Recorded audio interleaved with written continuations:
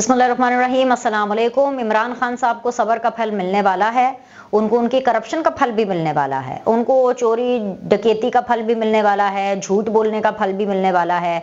कुछ चोरियों के तो फल उनको मिल ही रहे हैं, जो तोशाखाना में उन्होंने की है। 190 मिलियन पाउंड वाला जो मामला है उसके अंदर उनकी गिरफ्तारी डाली जा चुकी है, जैसे कि मैंने आपको बताया था। और जो सबर का फल इमरान खान साहब को मिलने वाला है ना, वो ये है कि बहुत जल्द हम साथ साथ हैं। ये इमरान खान साहब बुशरा बीबी का हाथ अपने हाथ में लेकर के झूमते हुए ये गाना गाएंगे अडयाला जेल में, क्योंकि पूरी तैयारी हो चुकी है। वो क्या कहते हैं, बुशरा बीबी के गिर्द घेरा तंग। जी हाँ, नाम उनका ईसीएल में डाल दिया गया है। नाम उनका ईसीएल में तो डाला गया है, लेकिन साथ ही साथ जो चेयरमैन नैब हैं उन्होंने अपनी पावर्स का इस्तेमाल किया है और 11 सवाल पूछे। कितने सवाल हैं? 1 2 3 4 5 6 7 8 9 10 11। और जवाब कितने हैं? 0 0/0। ये जो नाम भी ईसीएल में डाला गया है ना, ये जो बुशरा बीबी से, उनके पास किसी किस्म का कोई जवाब नहीं था। बुशरा बीबी के पास, उनके पास अपनी डिफेंस में कोई ठोस शवाहिद ही मौजूद नहीं थे। फिर भी ये रियायत दिखाते हुए कि एक आखिरी वरी, ईसीएल में नाम तो आपके डाल दिया है, लेकिन एक आखिरी वरी है 11 सवाल भी। सवाल क्या है? आपने तालीम कहां से हासिल की और क्या आपने इस्लामी तदरीसी कोर्स भी किया है? Number 2, Al-Qadir university project trust बनाने का मकसद क्या था? क्या बतौर ट्रस्टी होने के साथ बतौर उस्ताद भी कोई जिम्मेदारियां अदा कर रही हैं? 4, क्या बतौर ट्रस्टी या उस्ताद यूनिवर्सिटी से किसी किस्म की तनख्वाह या मरात लेती रही हैं? अल-कादिर यूनिवर्सिटी बनाने का ख्याल किसका था और जगह का तयन किसने किया? सवाल नंबर 6 क्या है? आप बतौर ट्रस्टी अल-कादिर यूनिवर्सिटी में क्या जिम्मेदारियां अदा कर रही हैं? फरहत शहजादी को आप कैसे जानती हो? मौजूद के जायज सबसे ज्यादा मुश्किल सवाल तो ये है। क्या सवाल है? फरहत शहजादी को आप कैसे जानती है? फर्क होगी, बच्ची है मेरी, इनकी बुशरा बीबी की। बुशरा बीबी तो ये कहते हैं मेरी बच्ची है।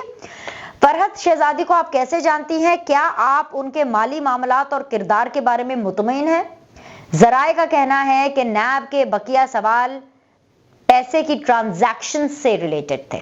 जराए के मुताबिक बुशरा बीबी नैब रावलपिंडी में पेशी के बाद वापस रवाना हो गई हैं, लेकिन नाम उनका ईसीएल में डाला गया और बुशरा बीबी की लीगल टीम जो 11 सवाल हैं उनका जवाब जमा कराएगी, क्योंकि बुशरा बीबी तो एफए पास है, पता नहीं एफए फेल है, मुझे नहीं पता, कुछ इसी किस्म का ही है, यही उनकी क्वालिफिकेशन है। और घरेलू खातून है और दैट्स इट। उर्दू अंग्रेजी भी उनको ठीक तरह से आती नहीं है, तो 11 सवालों की जो जवाब है वो उनकी लीगल टीम देगी।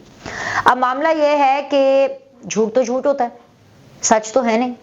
ये जो 11 सवाल हैं ये बुशरा बीबी के लिए मुश्किल तरीन सवालात होंगे। और मसला क्या है कि जो मौकलात हैं उनके पास भी तो पीएचडी की डिग्री नहीं होती ना। मौकलात भी कोई दुनियावी एजुकेशन सिस्टम से गुजरते तो है नहीं, जिन्नात भी नहीं गुजरते, ठीक है, तो वो भी इनको मदद नहीं कर पाएंगे। तो अनकरीब आप देखेंगे आने वाले दिनों में, ये मैं महीनों की बात नहीं कर रही, मैं दिनों की बात कर रही हूं कि बुशरा बीबी और इमरान खान हम साथ साथ हैं गुनगुनाते हुए आपको सुनाई देंगे। इसके अलावा इमरान खान साहब के एक मामले में और गिरफ्तारी जो हुई है, 190 मिलियन पाउंड में गिरफ्तारी डाली गई है। एक और नैब ने केस तैयार किया है, उसके अंदर भी इमरान खान साहब की बहुत जल्द गिरफ्तारी डाली जाएगी। साथ ही साथ इमरान खान को जो तौहीने इलेक्शन कमीशन वाला मामला है उसमें इस जो अभी हियरिंग हुई थी कल, उसमें पेश नहीं किया गया। और उसमें इसलिए नहीं पेश किया गया क्योंकि इमरान खान को अब हसरत ही रहेगी कि वो इलेक्शन से पहले आजादी या जेल के बाहर का मंजर देख सके, क्योंकि थ्रेट्स ही बहुत है ना जनाब को। खुद ही ये प्रचार करते थे, खुद ही भाषण देते थे कि जी मुझे बड़े थ्रेट्स हैं, मेरी जान को खतरा, जेल के अंदर भी खतरा, जेल के बाहर भी खतरा, कमरे में भी खतरा, कमरे से बाहर भी खतरा, बनीगाला में भी खतरा, जवान पार्क में भी खतरा, मुझे तो अपने बेडरूम में भी खतरा है, मुझे तो अपने बाथरूम में भी खतरा, हर जगह पे खतरा खतरा खतरा। हाँ, इनका नाम इमरान खान ने खतरा खान होना चाहिए था, सीधी सी बात है। खतरा खान जो है, खतरा खान या ओके। अच्छा जी, तो जी अब मसला ये है कि उनको जेल से बाहर तभी निकाला जाएगा जब इलेक्शंस हो जाएंगे, चाहे वो जेल से कोर्ट लाना क्यों ना हो या एक जेल से दूसरी जेल मुंतकिल करना क्यों ना हो। और इलेक्शन कमीशन को भी अब जेल में ही समाप्त करनी पड़ेगी, क्योंकि हुकाम तो इनको बाहर लाने वाले नहीं है। लेकिन इलेक्शन कमीशन वाले जो मामला है तौहीन इलेक्शन कमीशन का, उसमें अब जो समात कल जो एक हुई थी जिसका इमरान खान गए नहीं थे, अब अगली समात होनी है जी 6 दिसंबर को। और 6 दिसंबर को बहुत ज्यादा चांसेस है, 95%, हाँ 95% चांसेस हैं कि जी इमरान खान के ऊपर फर्दे जुर्म आयद कर दी जाएगी और एक और कट्टा खुल करके बंद होने वाला है तौहीने इलेक्शन कमीशन का। और ये मामला भी इमरान खान के लिए कोई अच्छी खबर लेकर के नहीं आएगा। ओके, इसके अलावा वो जो गेट नंबर 4 है ना, और उनके जो रोने हैं वो मुसलसल जारी हैं। लेकिन ये रोना रोने से पहले मैं आपको एक गाना सुना दूं। वो एक गाना था ना, क्या, अजय देवगन और सोनाली का, अकेली ना बाजार जाया करो नजर लग जाएगी। ये गाना शेख रशीद साहब गुनगुना रहे हैं और बहुत ही देवदास स्टाइल में गुनगुना रहे हैं। तो उनके लिए ये गाना है शेख रशीद साहब के लिए, अकेले ना बाजार जाया करो नजर लग जाएगी। चिल्ला भाई इनका हो गया फ्लॉप। चिल्ले के बाद शेख रशीद साहब को नजर लग गई है। ये मैं नहीं कह रही, खुद शेख रशीद साहब कह रहे हैं। शेख रशीद साहब का चिल्ला फ्लॉप हो गया, उनकी कुछ नहीं सुनी जा रही, उनके रोने पिटने स्यापे जो हैं उनके बिल्कुल जारी हैं। किधर गई है? जी हाँ जी, शेख रशीद साहब ने कहा है कि 21 अक्टूबर को नवाज शरीफ वापस आए और 22 अक्टूबर को मैं वापस आया। मैंने हमेशा गेट नंबर 4 का साथ दिया है। ये इंसान और इसके गेट नंबर 4 का यकतरफा इश्क, यकतरफा इश्क कुछ नहीं होता भाई। One sided love is nothing. ये इंसान को मार देता है।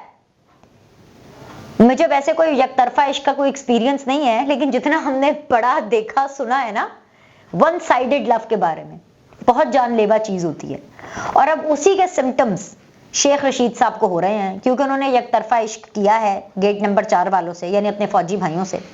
और अब शेख रशीद साहब कह रहे हैं कि जी मैंने तो सिर्फ उन्हीं से मोहब्बत की है, लेकिन मुझे नजर लग गई है। अब देखना यह है कि नवाज शरीफ साहब को कब नजर लगती है, उसका मैं इंतजार करूंगा। यही होता है ऐसे कामों में, ऐसा ही होता है। जो छोटे लोग होते हैं ना, जिनकी सोच छोटी होती है, वो दूसरे के डाउनफॉल का ही इंतजार करते हैं, वो अपने आप को उठाने का इंतजार नहीं करते। मतलब शेख रशीद को इस चीज की बिल्कुल नहीं पड़ी हुई कि उनका चिल्ला क्यों फ्लॉप हुआ है। उनको सिर्फ ये है कि हाय मुझे नजर लग गई है। और क्योंकि शेख रशीद की सोच छोटी है, वो खुद से कुछ नहीं कर सकते, वो कोई गैदरिंग नहीं कर सकते, किसी तरह से लोगों को कन्विंस नहीं कर सकते। वो तो गेट नंबर 4 वालों को भी अब मजीद कन्विंस नहीं कर सकते। तो अब वो सिर्फ इसी इंतजार में है कि भाई मेरा तो कुछ नहीं हो सकता, अब मैं नवाज शरीफ के गिरने का इंतजार करूं कि किसी तरह नवाज शरीफ को नजर लग जाए। तो मामला ये है कि नवाज शरीफ को आपकी तो नजर नहीं लगेगी और नवाज शरीफ को इतनी जल्दी तो नजर नहीं लगेगी। आप इंतजार ही करते रहें और इस गम में आप अपना 5-10 किलो वजन और कम कर लें। लेकिन जो शेख रशीद साहब की गेट नंबर 4 वालों के साथ कहानी है ना, ये जो अपनी यकतरफा मोहब्बतों की पींगे बढ़ाते रहते हैं, इससे एक चीज जरूर साबित हो गई है।